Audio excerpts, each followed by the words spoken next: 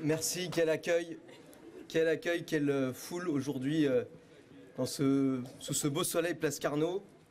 Chères Renéennes, chers Renéens, chers amis, monsieur le conseiller régional, monsieur le sénateur, monsieur le maire honoraire, permettez-moi tout d'abord d'adresser quelques remerciements. Déjà, en premier lieu à vous toutes et tous qui avez répondu présent. Comme l'a dit Vincent, un dimanche matin, alors qu'on a tous des obligations familiales du week-end, à midi, venir nous écouter ici, place Carnot. C'est une grande marque de soutien qui nous touche profondément. Votre présence nous donne beaucoup de force et on va en avoir besoin. Je vais y revenir pour les mois à venir. Je voudrais aussi remercier ceux qui ont permis la tenue de cet événement et au-delà de cet événement, qui ont permis le lancement de cette campagne et cette dynamique que nous préparons, disons-le, depuis 2020. Je vais les citer.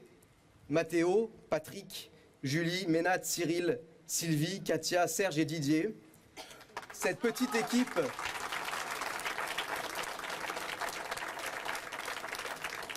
équipe de pionniers qui, au lendemain d'une défaite, s'est réveillée et a dit « on va remonter sur le cheval ». Parce qu'une défaite, en politique, ça s'accepte et ça se combat. Je me permets d'ajouter à cette petite équipe Maria pour ses conseils du soir et mon équipe de mini-coach personnel, Pavel, Mira et Alexei.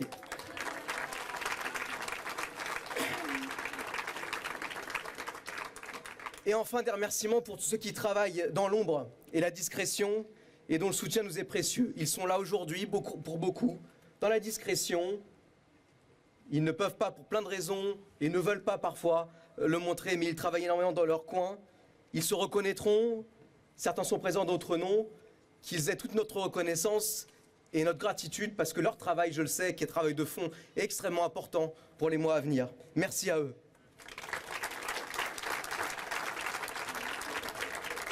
Enfin, Claude, je ne t'ai pas oublié. Je voudrais te remercier. Je voudrais te dire combien je suis ravi que tu aies accepté de faire partie de cette aventure pour les élections municipales. Ta présence en tant que maire honoraire, en tant que maire de cette ville pendant 10 ans, est très précieuse pour nous et un bel atout. Je connais ta passion pour les sports collectifs, et notamment pour le rugby, où on dit souvent « on gagne ensemble, on perd ensemble ». On a perdu ensemble en 2020, on avait déjà gagné ensemble avant. Je ferai tout pour qu'on gagne ensemble en 2026.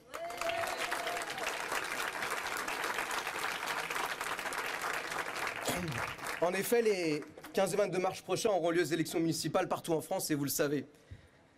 À Rosny, la gauche se voit déjà gagnante et l'annonce même urbi et orbi dans toute la presse. Quel mépris pour les électeurs de leur confisquer le seul pouvoir qui est le leur, c'est-à-dire d'élire leur maire tous les 6 ans. Mais quand je dis la gauche, je ne suis pas honnête, je me trompe. Je devrais plutôt dire cette gauche. En effet, le projet que nous portons n'est pas partisan et un certain nombre de nos amis, de ceux qui nous soutiennent, de nos colistiers, ont leur propre sensibilité et se reconnaissent parfois au niveau national dans certaines valeurs de la gauche. Et je le respecte au plus haut point. Moi qui suis issu d'une famille de gauche.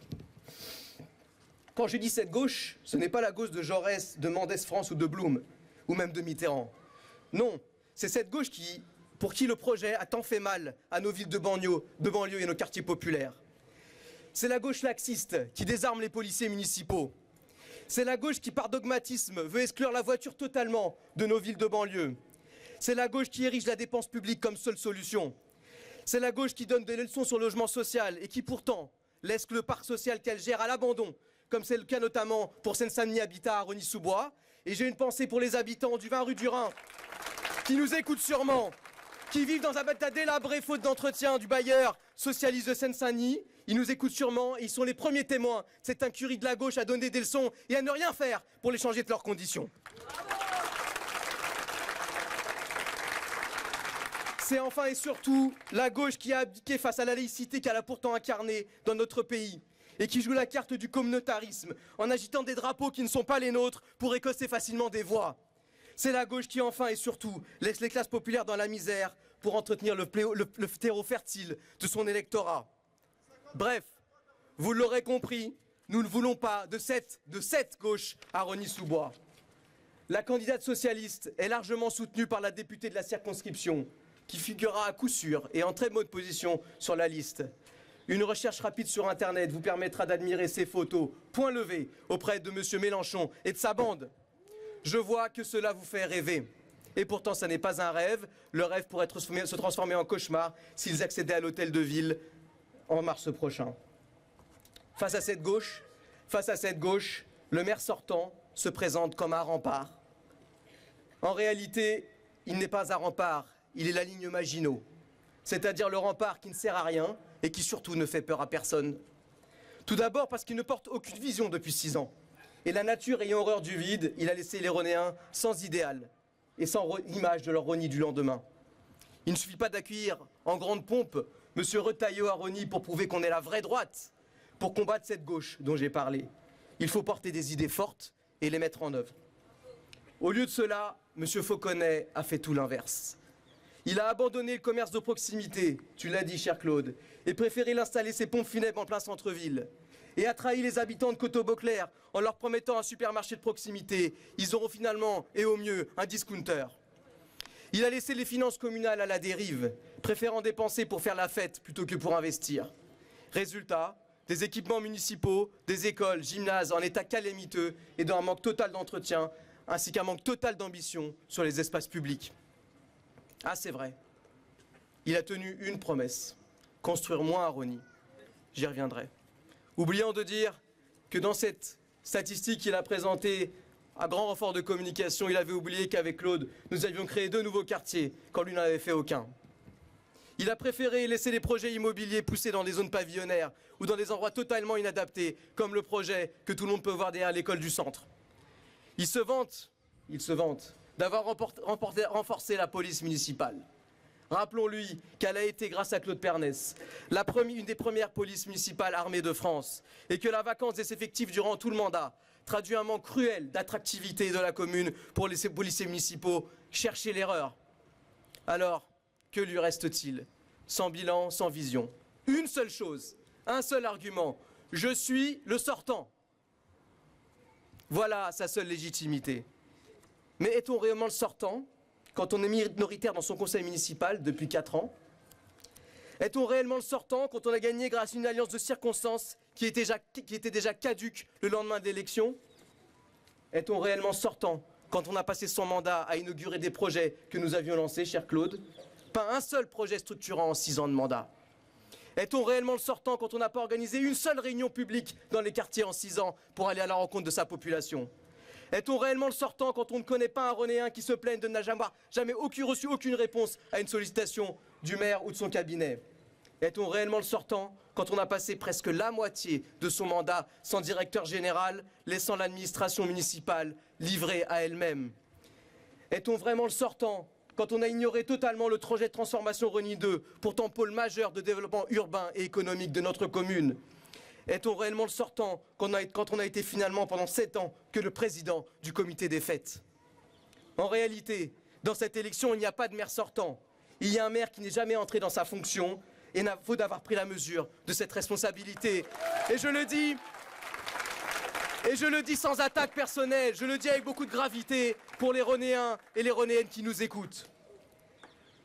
Chers amis, vous l'aurez compris, face à cette situation, fidèle à l'esprit de ces hommes et ces femmes, dont certains m'ont adressé ces derniers jours des messages de soutien. Je pense notamment, pour ceux qui les connaissent, à Claude Schmirer, fidèle premier adjoint de Claude Pernès pendant des années.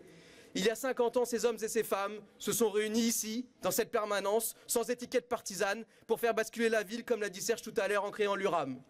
Eh bien, cette fois-ci, nous prenons aussi nos responsabilités, autrement, à la manière de 2021, de 2026, et nous sommes fiers de vous annoncer que nous présenterons aux prochaines élections municipales une liste d'intérêt municipal que j'aurai l'honneur de conduire avec un seul objectif, bâtir le Rosny que nous voulons.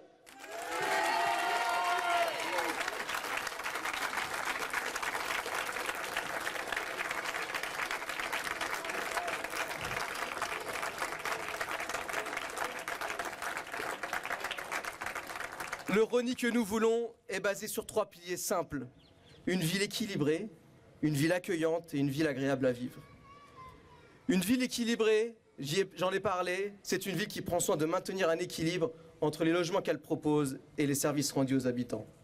Et je voudrais devant vous revenir sur cette idée qu'on entend très souvent, selon laquelle nous aurions trop construit par le passé.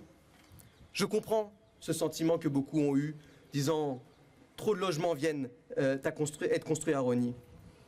Mais si on peut se réjouir qu'aujourd'hui, le métro de la ligne 11, 3 stations dans cette ville, nous mettent à 20 minutes de Châtelet, ce n'est pas le fruit du hasard.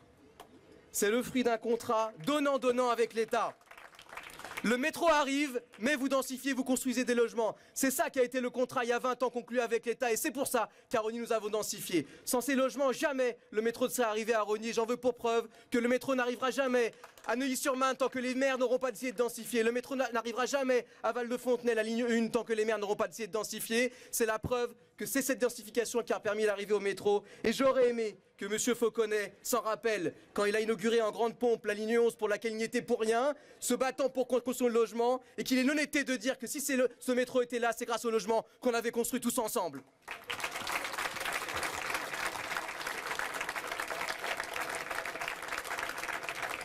Bien évidemment, une ville dense doit pouvoir offrir à ses habitants les services dont ils ont besoin, et notamment à ses écoliers.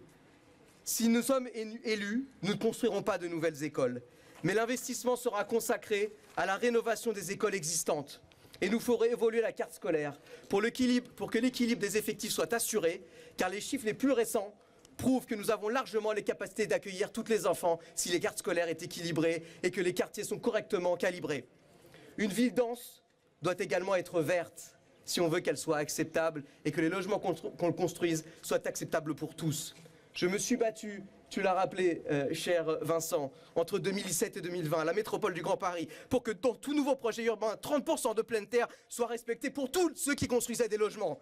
Eh bien, cet engagement que j'ai tenu pour la métropole, je veux le tenir à Rosny. Eh bien oui, nous croyons en la ville haute qui fait part belle aux espaces verts et aux espaces publics. Nous assumons cette vision, mais au moins nous en avons une. Évidemment, tout le monde ne sera pas d'accord avec nous, mais elle a le mérite d'être claire, nous y croyons et nous construirons cette ville dense et cette ville verte que nous appelons de nos vœux. Notre vision de Rosny est très claire.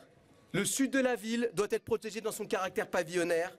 Le nord, à proximité des stations de métro, c'est-à-dire pour ceux qui connaissent Rosny, au nord du boulevard Gabriel-Péri, avec ses 2 centres commerciaux, doit muter et être densifié en accompagnement le projet de transformation de Rosny 2.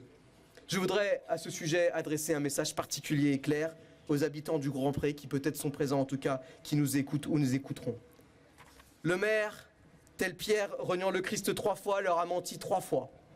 La première fois en leur promettant qu'il resterait un quartier pavillonnaire. La deuxième fois en créant une ZAC à l'endroit même où il avait prévu qu'ils auraient des pavillons. Et la troisième fois en leur disant que finalement il resterait pavillonnaire. Cherchez l'erreur, cherchez à comprendre. Moi je ne comprends pas. Moi je suis clair, nous sommes clairs. Si nous sommes élus, nous supprimons le projet de ZAC sur le périmètre de leur quartier. Nous laisserons les opérateurs immobiliers négocier avec les habitants la maîtrise du foncier pour qu'ils reçoivent la valeur juste de leurs biens. Ceux qui promettent que ce quartier restera pavillonnaire sont des menteurs et je suis sûr que les habitants de ces quartiers en sont tous déjà conscients. Nous leur répéterons autant de fois que nécessaire, nous ne leur mentirons jamais. Droit dans les yeux, nous les regarderons, nous tiendrons nos engagements pour que ce quartier mute dans le respect de leurs valeurs et des propriétés qu'ils ont acquises pour certains il y a bien de nombreuses années. J'en suis le garant, je leur fais la promesse aujourd'hui et nous irons leur expliquer lors des réunions d'appartements que nous tiendrons pendant la campagne. Nous n'avons pas peur de nos opinions, je sais qu'elle est dure à entendre pour eux, mais il faut l'assumer et c'est ce que ne fait pas le maire depuis 6 ans.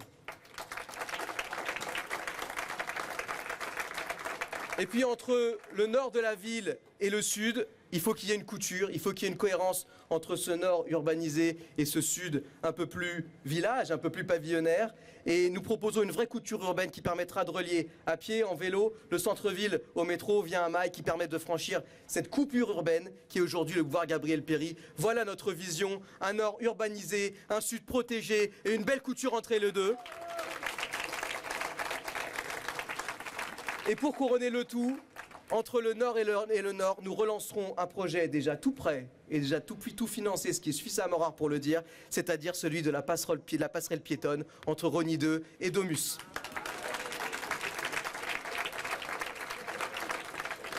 Voilà, chers amis, notre vision claire, précise du Rosny que nous voulons, du développement urbain que nous voulons, bien loin des clichés que nous pourrons entendre, que vous pourrez entendre, de bétonneurs qu'on nous a collés totalement injustement. Mais l'équilibre que nous prenons doit l'être à l'échelle de tous les quartiers. Roland Castro, qui pourtant n'était pas quelqu'un avec qui je partageais de grands idéaux politiques, dans son rapport sur le Grand Paris, disait qu'il fallait, pour que le Grand Paris naisse, faire du beau. Et il avait profondément raison. Alors, nous ferons du beau dans chaque quartier. Et dans cette mandature, chaque quartier aura son projet phare. Le quartier du Bois-Perrier-Marnaude verra son cœur de ville, son cœur de quartier repensé autour du centre commercial Bois-Perrier, avec une maîtrise foncière municipale pour retrouver un nouveau souffle et qu'il devienne un vrai cœur de ce petit village qu'est le quartier Bois-Perrier-Marnaude, et que ce centre commercial qui date maintenant de plus de 50 ans retrouve du souffle et devienne un vrai espace de rencontre. Le quartier Boissière, quartier de mon enfance où mes parents vivent encore, vers une grande opération de restructuration urbaine au niveau de la résidence des Maillards, cher Tchèque, pour faire naître un vrai espace de rencontre le long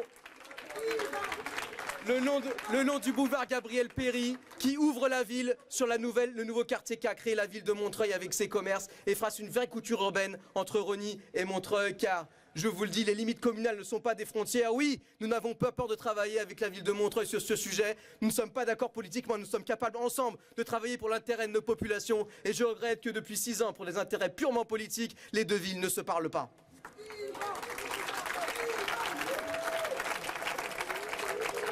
Le quartier du Pré-Gentil aura également droit à sa place de village sur l'espace actuel du centre commercial, totalement laissé à l'abandon par Seine-Saint-Denis Habitat, qui devra totalement être repensé et ouvert sur la rue du Rhin, pour connecter le quartier au reste de la ville. Aujourd'hui, elle en est coupée du fait de cette barre qui bloque qui fait frontière entre la ville et le quartier du Pré-Gentil. Enfin, le quartier du centre-ville fera l'objet d'un grand projet de rénovation ici, à l'espace où nous nous trouvons, afin qu'elle devienne une vraie place de cœur de ville, une verte, accueillante, où le Mail situé juste au-dessus de vous nous deviendra, nous l'espérons et nous le souhaitons, une vraie forêt urbaine. C'est le projet que nous formons pour ce centre-ville. Il ne peut plus rester un parking à ciel ouvert et c'est un grand projet que nous porterons tout au long du mandat.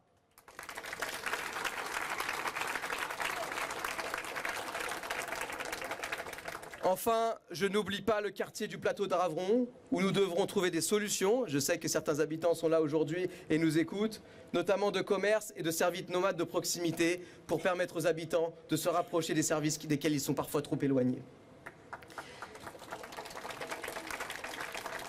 Mais l'équilibre d'une commune, et vous le savez, vous qui êtes tous des contribuables, est aussi un équilibre financier. Claude en a longuement parlé. Sans marge de manœuvre financière, il n'est possible de rien faire. Pour ce faire, nous appliquons un principe très clair et très simple pour correctement rendre service aux habitants. Et nous le disons depuis 6 ans au conseil municipal sans être écoutés, une ville comme Rosny doit investir tous les ans entre 25 et 30 millions d'euros. C'est vers ce montant que nous devons tendre. Aujourd'hui, il est 2 fois moindre, en construisant un budget, même si cela induit des choix, en termes de choix de fonctionnement. Sur ces 25 à 30 millions d'euros, nous aurons 3 domaines d'investissement: nos écoles, notre cadre de vie et nos services aux habitants, desquels qui recouvrent santé, sport et culture. Ce principe permet chaque année de dégager pour chacun de ces domaines un peu moins de 10 millions d'euros, soit 60 millions au terme du mandat, ce qui est quand même pas une paille. Ce que je vais vous présenter n'est pas le catalogue de Noël un peu en avance, mais bien des projets financés et réalistes. Avec 150 millions d'euros d'investissement sur un mandat, on peut faire des choses. Et je sais que quand on veut, on peut, et on a la capacité de définir des priorités. En matière d'éducation, mère de nos compétences. En matière d'éducation, outre la rénovation des écoles dont j'ai parlé, nous porterons une mesure phare et innovante. C'est un dispositif qui existe déjà, notamment pour la ville de Paris. En lien et en conventionnement avec l'éducation nationale, nous recruterons des enseignants sur le contingent municipal qui auront 2 missions principales. Pallier aux absences des enseignants sur la commune, ça peut arriver, et ça arrive souvent. Suivre les enfants qui sont dans des situations particulières, notamment des situations de handicap. Cette mesure me tient particulièrement à cœur et sera financée par des économies sur les heures supplémentaires des agents, notamment dans le cadre des événements. Pour information, environ 600 000 € en 2024. Bref, au lieu de faire la fête, nous mettrons des adultes devant nos enfants.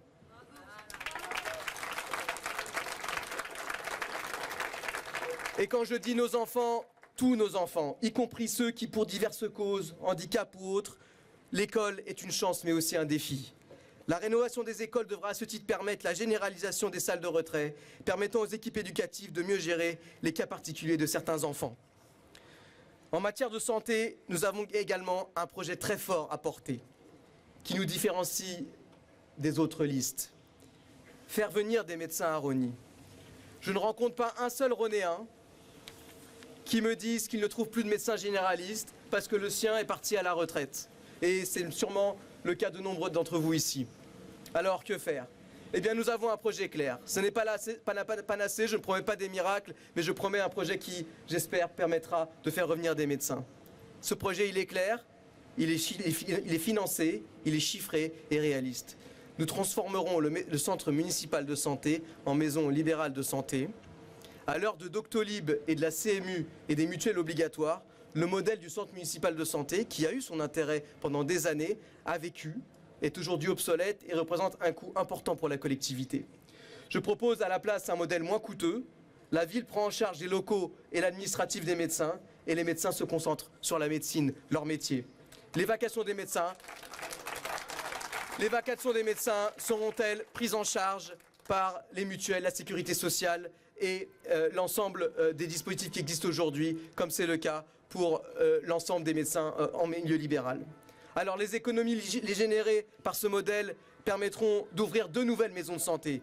Une sur la rue du Rhin, au niveau du quartier du Pré-Gentil, et l'autre sur le quartier de la Boissière, dans un projet phare que nous voulons porter, celui de l'ancienne crèche Lucien Piron.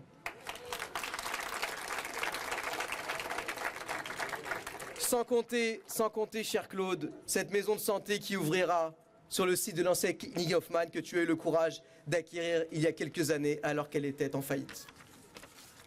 En matière sportive, notre vision est très claire. Les 2 grands espaces sportifs de la commune, à savoir le stade Le Tessier et le stade Giraudy, doivent être totalement repensés en lien avec leur temps. Le stade Le Tessier d'un côté pourra accueillir plusieurs terrains d'entraînement rénovés, ainsi qu'un city-stade pour les jeunes du Pré-Gentil.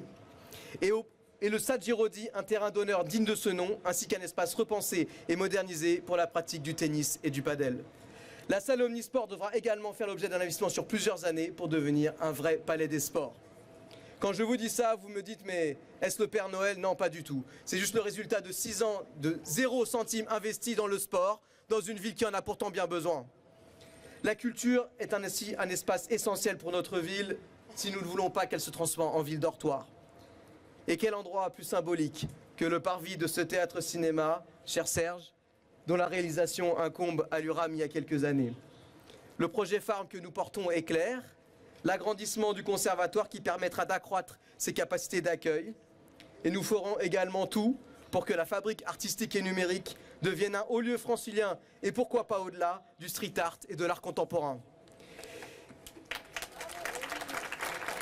Il serait trop long de vous détailler tout notre projet et je sens que vous avez déjà faim. Mais nous le publierons dans les prochaines semaines, pas en diffusant et en massifiant des tracts, mais en diffusant quelque chose de très clair que vous pourrez distribuer à vos voisins, à vos amis, à vos familles, que nous pourrons aller décliner dans chacune des réunions d'appartements, de halls, des réunions de jardin que nous tiendrons durant ces 5 mois, pour que les Ronéens soient convaincus du sérieux et du réalisme de notre démarche. Mais je pense vous avoir donné une vision assez claire du Rosny que nous voulons. Ce n'est pas un catalogue de promesses et de mesures chiffrées, non chiffrées et irréalistes, mais une vision claire, avec des projets phares, qui ne doivent pas faire oublier une gestion de proximité et d'écoute de chaque instant de nos concitoyens. Pour conclure, j'aimerais vous adresser un message plus personnel. C'est vrai, nous n'avons pas été, par le passé, parfaits. Nous avons commis des maladresses, des erreurs, et moi le premier. Et je vais vous faire une confidence, si nous sommes élus demain, nous ne serons pas non plus parfaits. Mais personne ne pourra contester la sincérité de notre engagement et l'enracinement de notre projet dans une volonté profonde de faire plutôt que de dire. Chers amis, nous sommes sur le pont du bateau avant le départ d'une grande traversée. Je sais, et vous le savez, il y aura des tempêtes, des mers agitées, parfois une absence de vent. Mais quoi qu'il arrive, je vous fais la promesse, aujourd'hui, 5 octobre, place Carnot, de garder toujours ce cap fixé pour vous mener à bon port les 15 et 22 mars prochains, c'est-à-dire à la victoire. Vive Rosny-sous-Bois, vive le Rosny que nous voulons. On peut l'applaudir.